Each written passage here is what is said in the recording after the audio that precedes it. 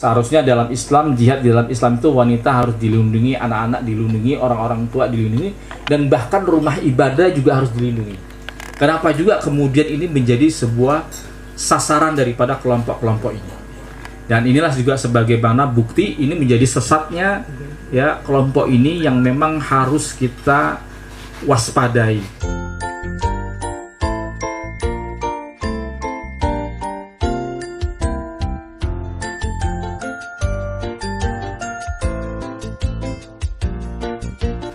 Dan juga kemudian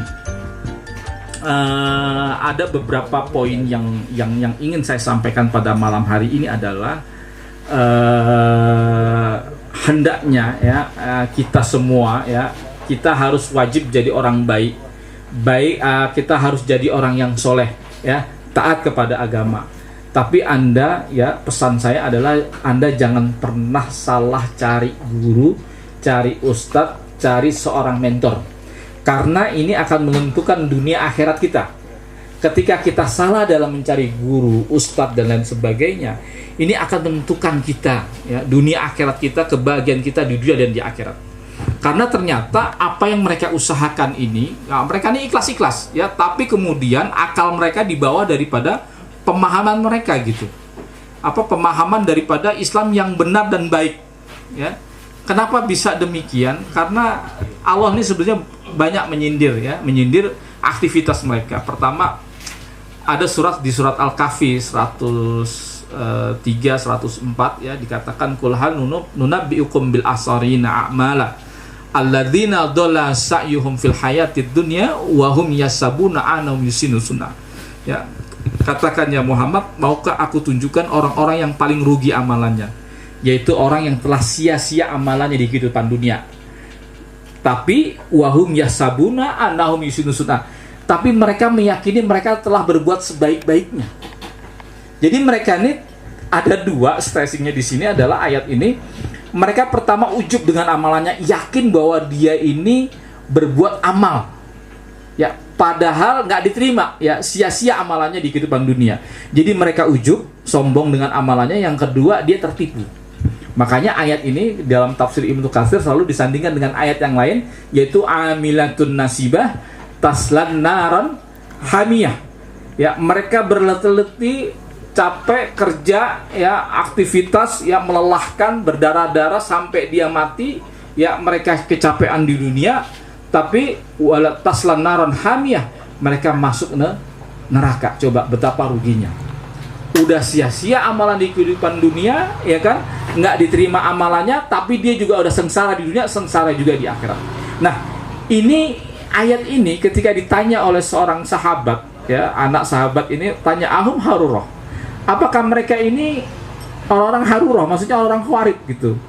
Dia bilang, iya, naam. Ya, ayat ini padahal turun pada Makkiyah, maksudnya di Mekah, tapi karena ada al-ibrah bi umumin lafdhin laisa bi khususin sabab, ayat ini bisa dipakai, bisa digunakan juga kepada siapa saja yang mereka menganggap bahwa mereka telah melakukan perbuatan amal. Dan inilah contohnya mereka ini. Ya, kita kasihan ya, bahkan memang kita lihat di sosmed bukan mendapatkan pujian ya, malah mendapatkan cacian ya. Mana bisa masuk surga kayak begitu? Wah, jangan-jangan matinya mati sangit dan sebagainya. Memang secara zahir memang seperti itu ya. Bagaimana mereka ini begitu pedenya gitu. Makanya kemudian bagaimana proses brainwashing tersebut? Ya, proses daripada cuci otak, ya penanaman terhadap doktrin-doktrin seperti itu. Ternyata Bang, ada hasil sebuah penelitian ya, sebuah riset ya. Ini kan banyak kan anak-anak budut nih. Anak budut ini kan teknik semua, kebanyakan anak eksaktak Bang. Jadi anak eksaktak ini ada sebuah penelitian, ya saya ingin memberitahukan kenapa orang-orang eksaktak, saintis itu lebih mudah kena doktrin daripada orang-orang sosial, dan kenapa juga orang-orang sosial itu lebih punya daya imunitas di dalam menangkal, mengkancer daripada pemikiran-pemikiran jahat ini. Karena orang sosial itu punya sudut pandang, melihat persoalan itu dengan ketinggian. Berbeda dengan orang eksaktak yang mereka tuh 1 tambah 1 2, 2 tambah 2 4. ya itu mereka zero intoleran, nggak boleh ada selisih, tidak boleh ada sifatnya itu tawar menawar. Nah, itulah kacaunya kalau kemudian beragama ini kita hitam putih. Kita tidak bisa, karena salah satu diturunkan agama ini adalah untuk menangani problem-problem sosial di masyarakat kita. Karena agama ini termasuk memang untuk membenahi daripada konflik-konflik yang ada di manusia. Ya, makanya kalau kemudian hukum syariat dijadikan sebagai hitam putih seperti bab matematika, itulah yang kemudian akhirnya ya memang ternyata pemikiran-pemikiran ini begitu subur di kalangan-kalangan kelompok-kelompok yang saya sebutkan yang rentan tadi, model-model seperti eksakta gitu. Nah, kembali kepada selanjutnya adalah dari mana doktrin-doktrin ini ya. Saya bisa menyimpulkan ya 40%, 50% kebanyakan memang orang-orang ini adalah orang-orang yang pertama anti madzhab dan tidak bermadzhab, Bang. Ini karena kenapa ada kajian-kajian tentang Ahlus Sunnah wal Jamaah, kenapa mereka dianggap keluar dari Ahlus Sunnah wal Jamaah? Karena Ahlus Sunnah wal Jamaah tidak berpikir se-ekstrem sebagaimana kelompok ini. Walaupun kelompok ini ya kelompok-kelompok yang mengaku katanya Ahlus Sunnah juga dan merupakan bagian daripada Ahlus Sunnah, tapi cara tindakannya memang mereka sudah keluar dari Ahlus Sunnah wal Jamaah. Nanti kita akan bahas bagaimana tentang metodologi pemikiran mereka, begitu. Nah, jadi Anda harus pastikan ya mendapatkan guru yang terbaik, mentor yang terbaik, dan bahkan jargon-jargon kelompok ini adalah kebanyakan mengajak kepada kita, misalnya ya, adalah kembali kepada Al-Quran dan As-Sunnah. Ya, Ustadz mau tanya, apa kita nggak boleh kembali kepada Al-Quran As-Sunnah? Boleh, bahkan wajib. Ya, karena salah satu wasiat daripada baginda Rasulullah itu adalah taraktu fikum amroini ma tamassaktum bihima lan tadilu abada kitaballah wa sunnatur rasul. Aku tinggalkan kepada kalian dua perkara yang mana kalian tidak akan pernah sesat selama-lamanya selama kalian berpegang kepada dua perkara ini, yaitu Al-Quran dan As-Sunnah. Masalahnya adalah siapa yang bisa memahami Al-Quran dan As-Sunnah ini?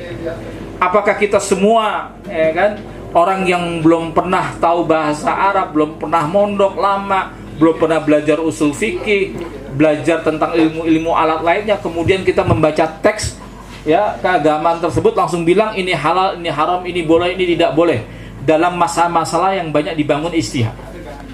Nah, makanya sangat berbahaya sekali kalau ada ajakan orang kembali kepada Al-Quran As-Sunnah tidak butuh syara ulama, tidak butuh keterangan-keterangan syara ulama atau tahqiq ulama. Dan ini berbahaya, akhirnya dia jadi tekstualis dalam memahami agama. Kalau sudah dimulai dari tekstualis ya dalam memahami agama, dia mudah baper. Ya.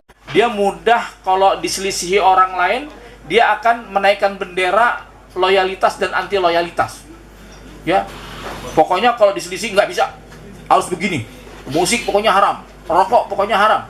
Semua dibilang haram. Padahal ini keterangan-keterangan seperti itu tidak ada di dalam Al-Quran dan As-Sunnah. Memahami cara itu halal atau bukan, itu adalah bagaimana kita menyimpulkan dalil dan memahami dalil. Dan itu masih sangat debatable. Tetapi kebanyakan orang-orang awam kita ya, dan ini menjadi problematika masyarakat urban adalah mereka sering terpaku ya, keenakan, asik dan suka model orang-orang yang berpola pikir seperti ini. Karena memang instan. Ya, orang berpikir ini dia instan, dia ingin cepat, ya, nggak ribet, nggak muter-muter. Nah, ini masyarakat urbannya suka dengan kelompok-kelompok seperti ini. Ya, kembali kepada Al-Quran Sunnah, dia mah tegas. Kalau kelompok aswaja mah muter-muter. Padahal sebetulnya muter-muter itu tanda kealiman. Kalau kata Gus Bahar, orang alim itu kadang nggak percaya diri. Kenapa? Karena banyak referensi. Ya, banyak perkara-perkara yang banyak dibangun ijtihad. Dia nggak bisa, dia harus tegas. Karena memang nggak boleh tegas terhadap masalah-masalah masih bangun ijtihad gitu. Ini kalau kita bicara wah lemah, wah ini dalilnya lebih kuat, wah memastikan yang kayak gitu tuh kita nggak boleh. Cara menentukan guru yang baik itu gimana, Ustadz? Jadi menentukan guru yang baik itu memang kadang Bang, misalnya kalau kita ditanya guru yang bijak itu kadang mengatakan begini, Bang hukumnya rokok apa? Gitu. Orang alim dia akan menjawab hukumnya rokok Al-Lufi di dalamnya ada beberapa pendapat masalah rokok. Misalnya A berpendapat bahwa rokok itu ada yang mengatakan haram. Karena apa? Karena di dalam Al-Quran Allah mengharamkan yang buruk-buruk dan menghalalkan yang baik-baik gitu. Kemudian ada hadis la darara wa la dirar, tidak boleh membahayakan diri sendiri dan membahayakan orang lain. Dan ini kebanyakan adalah ulama-ulama yang mengharamkan adalah ulama-ulama ini. Ada Yaman, ada Saudi dan sebagainya. Lalu B yang mengatakan makruh. Makruh karena alasannya begini. Dijelasin semuanya. Ada yang mengatakan boleh, alasannya begitu. Adunnu kadza, saya menyangkanya, atau arayu kadza, atau darastu hadza, yang saya pelajari itu begini dan begitu. Jadi nggak sederhana langsung. Tidak sederhana. Gitu ya, Tapi lalu dia kan, saya sih menganggapnya haram, walaupun dia punya pendapat haram, tapi dia tidak menyalahkan orang yang mengambil pendapat yang berbeda dengan dia. Dia tidak menaikkan bendera loyalitas dan anti loyalitas kepada mukhalifnya, kepada orang yang menyelisih dia. Lalu kemudian dia tutup dengan wallahu a'lam. Kenapa harus ditutup dengan wallahu a'lam? Karena dia tidak tahu jawaban yang presisi, yang tepat seperti apa, dan hanya Allah Subhanahu wa Ta'ala yang tahu. Nah, jikalau saja kita selalu ahlan wa sahlan. Jadi, kalau saja kita selalu ingin memenangkan pendapat kita, lalu menyalahkan pendapat orang lain, ya, kemudian dia menaikkan bendera wal bara, loyalitas dan anti loyalitas kepada para mukhalifnya, dan dia selalu terbiasa begitu. Ini yang namanya sifat intoleran nih Bang. Dan sifat intoleran itu merupakan tangga dia untuk menuju menjadi teroris Bang. Jadi kalau sudah intoleran, radikalis, jadi tangga terorisme itu ada 3 ya, intoleran, radikalis, teroris. Seorang teroris sudah pasti intoleran dan sudah pasti radikalis, tetapi seorang radikalis dan seorang intoleran belum tentu teroris. Tapi yang kita khawatirkan adalah seseorang itu tidak ujuk-ujuk melakukan aksi terorisme sebelum dia melakukan tangga-tangga seperti itu Bang. Jadi dia pasti tangganya intoleran dulu. Nah, kalau kita awal ngaji ya, awal kita ikut taklim, awal kita hijrah sudah dimulai dari intoleran, keluar dari pengajian, keluar dari majelis taklim, lalu dia benci kepada orang yang menyelisih dia, orang di luar kelompok dia, ini udah warning Bang. Ini udah jadi lampu kuning, lampu merah, bahaya Anda. Takutnya ya, Anda kayak saya nih ya, seorang anggota polisi 13 tahun ya, kemudian banyak membangun akwal yang mutasyadidah, yang ekstrim, yang selalu intoleran, dikit-dikit haram, dikit-dikit bid'ahin orang ya. Ini maulid Nabi bid'ah, nggak ada dalilnya. Wah, ini sholat salaman nggak ada dalilnya Bang. Kemudian salaman halal bihalal kagak ada dalilnya. Pas sejuk, penduri ya kan, dan sebagainya, tahlilan itu nggak ada dalilnya. Sedikit-dikit dia selalu mengatakan bid'ah. Nah, ini takutnya dia akan naik level ya, dari intoleran dia naik kepada radikal. Karena itu yang saya alami Bang. Ketika saya di Polres Depok masih berdinas, itu kalau udah ada upacara nyanyi Indonesia Raya, saya udah nggak mau. Kenapa? Karena Indonesia Raya itu nyanyian haram, musiknya haram, isinya saya haram-haramin juga gitu. Karena yang kita akui itu hanya Islam. Jadi selalu begitu, jadi proteknya selalu demikian gitu. Nah, setelah itu karena selalu intoleran terhadap amalan-amalan orang lain, naik level lagi, yaitu jadi radikal. Pokoknya kalau bukan khilafah, ya, selalu kita didoktrin begini Bang. Kalau kita ngedoktrin orang Bang, kita selalu tanya begini, hebat mana Nabi Muhammad dengan Jokowi? Jadi kita tanya gitu, hebat mana Al-Quran dengan Pancasila dan sebagainya. Yang sebetulnya Jokowi sama Nabi Muhammad bukan bandingannya Bang. Nabi Muhammad nabi, ya kan? Sedangkan Jokowi presiden doang, manusia biasa gitu. Dia dipilih oleh Tuhan, Nabi Muhammad dipilih oleh Allah Subhanahu wa Ta'ala untuk menjadi nabi dan rasul, pemimpin dunia akhirat. Bukan bandingannya, tapi selalu membanding-bandingkan. Dan itu menjadi celah pintu masuk kita untuk mendoktrin orang. Ya kan? Akhirnya, ya Nabi Muhammad lah. Pancasila sama khilafah sama ini, khilafah lah dan sebagainya. Terus kita membanding-bandingkan seperti itu, mulai berpikir secara radikalis. Nah, kalau udah seperti ini, dia tinggal nyebrang aja Bang, satu tangga lagi untuk menjadi seorang irhabiyah, seorang amilin irhabiyah, yaitu seorang menjadi teroris. Makanya kemudian saya berpesan kepada para jamaah, nanti mungkin ada yang mau bertanya dan lain sebagainya, nanti dipandu dengan Bang Robi. Hati-hatilah Anda dalam mencari guru, jangan sampai kemudian aksi-aksi yang dilakukan justru jihadnya menjadi jahat Bang. Bagaimana ini di samping kiri saya ada Bang Iwan. ya kita cukup sedih ya, cukup terpukul. Istri beliau meninggal ya dalam peristiwa bom Australia Bang ya, pada tanggal 11 September. Jadi 11 September 2004. betul, itu untuk memperingati daripada kejadian World Trade Center ya. Kemudian disambutlah 2004 dengan bom Australia. Istri beliau meninggal dan beliau mata kanannya telah kehilangan. Kita bisa lihat, kita cukup terenyuh akibat perbuatan rekan-rekan saya. Akhirnya beliau menjadi korban, ya kan? Dan yang pasti ya, pelaku utamanya jelas akan mendapatkan perhitungan dari Allah Bang. Karena apa? Karena lazawalud dunya ahwanun indallah min qatlil muslim. Hancurnya dunia itu masih lebih ringan di sisi Allah daripada terbunuhnya seorang muslim. Sangat berat ya. Perkara yang pertama kali diadili oleh Allah Subhanahu wa taala nanti itu adalah dalam urusan darah. Maka kemudian jangan sampai kemudian ibadah kita ya dengan alasan kecintaan kita kepada nabi dan agama kita, kemudian kita malah sesat ya, jatuh kepada kubangan kesesatan dari kelompok-kelompok yang memainkan ya, menjadikan agama sebagai kedok saja, tapi justru merugikan daripada saudara-saudara kita sesama muslim ya. Tidak ada yang gratis darah tertumpah, dan dia akan tetap menjadi pertanggungjawaban di hadapan Allah nanti. Mungkin ini sekilas Bang, nanti Abang Pandu Ya, itu lagi Ustaz, lanjut. Kayak misalnya guru itu kalau kita habis ngaji kemudian malah kita jadi benci ke orang, nyalahin orang, itu juga itu petanda ya, harus ditinggalin ya. Ya, itu sudah tanda-tanda bahwa dia sudah masuk pada kelompok intoleran dan sebentar lagi dia masuk kepada radikal. Itu tangga yang pertama ya. Tangga pertama, tangga kedua yaitu radikal, tangga ketiga dia siap jadi teroris. Jadi gitu, jadi bisa dilihat misalkan kalau habis ngaji kita malah jadi benci sama orang-orang, nyalahin bahkan keluarga kita, ibu kita disalah-salahin, itu udah petanda. Jadi itu harus ditinggalkan tuh yang kayak gitu. Makassar Bang, itu dia nyalahin ibunya yang baca berjanji ya, kan kayak gitu. Nah Ustaz, ini saya kira penting juga dijawab nih, kenapa anak muda kok yang bisa terlibat ini? Ya. Kenapa anak muda nih? Bahkan dibilang sebagai generasi milenial Bang. Karena pertama anak muda itu, kami pernah sekolah di Budut Bang ketika muda nih, kebanyakan anak Budut itu kan kita sedang mencari jati diri, sedang mengaktualisasi diri, sedang mencari nilai apa yang mau kita ikutin. Ketika dalam pergaulan itu kita dapat ustadz yang agak-agak error ya, ekstrim ya, radikalis, bahkan cenderung kepada teroris, maka dia akan jadi tuh Bang, terkena brainwashing gitu.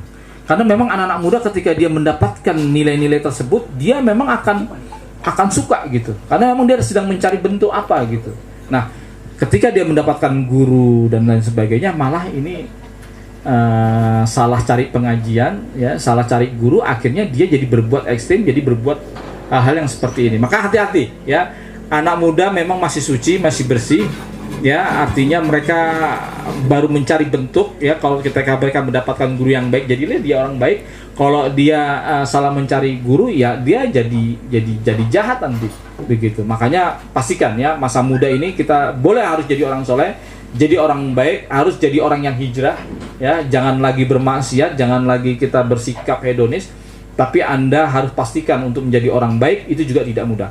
Karena kebanyakan orang menjadi teroris itu karena mereka tidak tahu keburukan Bang. Ya, akhirnya dia anggap, wah ini kan yang disampaikan kan Al-Quran Ustaz. Ini yang dia sampaikan kan padahal ini sunnah, semua hadis-hadis. Kok antum menolak? Oh, berarti antum menolak Islam dong. Itu kalau kalian selisih, berarti Anda menyelisih Islam. Nah, itu tidak boleh sikap-sikap seperti itu. Pastikan ya, Anda mendapatkan guru yang baik, begitulah. Demikian mungkin ini sekilas dari saya. Kurang lebihnya mohon maaf, dan saya kembalikan kepada Bang Robi Sugara. Taufik wal hidayah. Wassalamualaikum warahmatullahi wabarakatuh.